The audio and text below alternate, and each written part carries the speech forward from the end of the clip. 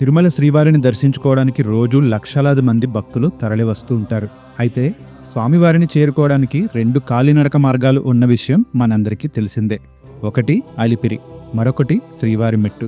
కానీ మీకు తెలుసా, చరిత్ర ప్రకారం సాక్షాత్తు శ్రీకృష్ణదేవరాయల వారే తిరుమల వెళ్ళడానికి ఈ శ్రీవారి మెట్టు మార్గాన్ని ఎంచుకునేవారట. అసలు ఈ మార్గానికి శ్రీవారి మెట్టు అనే పేరు ఎలా వచ్చింది, దీని వెనుక ఉన్న పురాణ గాథ ఏంటి, ఈ వీడియోలో తెలుసుకుందాం. సాధారణంగా చాలామంది భక్తులు అలిపిరి మార్గం ద్వారా వెళ్తూ ఉంటారు. అలిపిరి మొత్తం 9 కిలోమీటర్ల దూరం ఉంటే శ్రీనివాస మంగాపురం దగ్గర ఉండే ఈ శ్రీవారి మెట్టు మార్గం మాత్రం కేవలం 3 కిలోమీటర్లు మాత్రమే ఉంటుంది.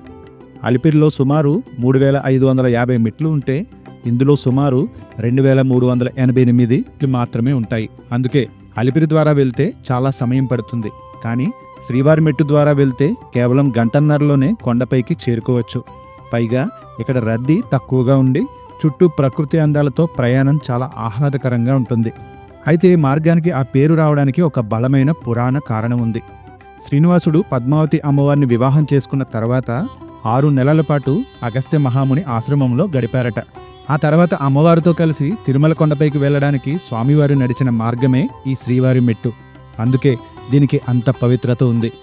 ఇక్కడ మరొక ఆసక్తికరమైన కథనం ప్రచారంలో ఉంది.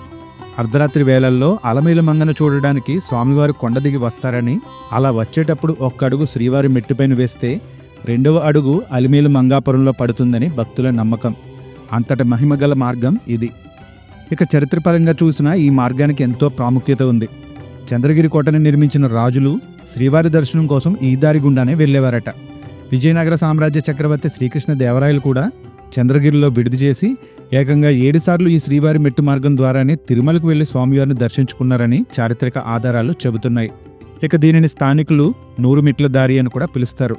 తక్కువ సమయంలో ప్రకృతి ఒడిలో స్వామివారి నడిచిన దారిలో వెళ్లాలనుకునే వారికి శ్రీవారి మెట్టు ఒక అద్భుతమైన మార్గం. మరి మీరు ఎప్పుడైనా ఈ మార్గంలో వెళ్ళారా? మీ అనుభవాన్ని కామెంట్స్లో తెలియచేయండి.